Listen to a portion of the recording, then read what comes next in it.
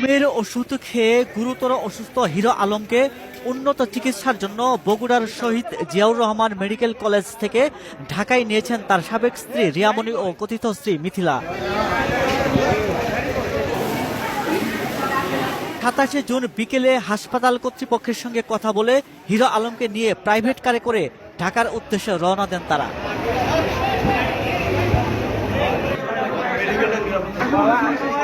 এর আগে অসুস্থ হিরো আলমকে দেখতে শহীদ জিয়াউর রহমান মেডিকেল কলেজ হাসপাতালে আসেন রিয়ামণি ও মিথিলা। তারা দুজনেই হিরো আলমের পাশে বসে তার মাথায় হাত বুলিয়ে দেন। পরে চিকিৎসকের সাথে কথা বলেন রিয়ামণি। হিরো আলমের শারীরিক অবস্থার কথা জেনে তাকে ঢাকায় নিয়ে যাওয়ার প্রস্তাব দেন তিনি। পরে রিয়ামণি ও মিথিলাদের নিয়ে আসা প্রাইভেট কারে করে তাকে নিয়ে ঢাকার উদ্দেশ্যে রওনা দেওয়া হয়।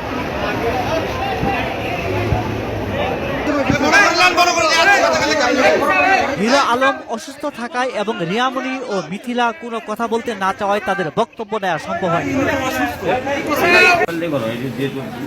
হিরো আলম যে বন্ধুর বাড়িতে ঘুমের ওষুধ খেয়ে অসুস্থ হয়েছেন সেই বন্ধু বলেন, বিষয়টা হচ্ছে যে ও রাত 3টা, 3:30টার দিকে আনুমানিক ও আমার বাড়িতে যা ডাকা ডেকে, তখন উঠে দিকে যা আলো, তখন ভিতরে এসে বসালাম। এরকম আলম কিভাবে তুমি এত রাতে আসছো, কি কারণ কি?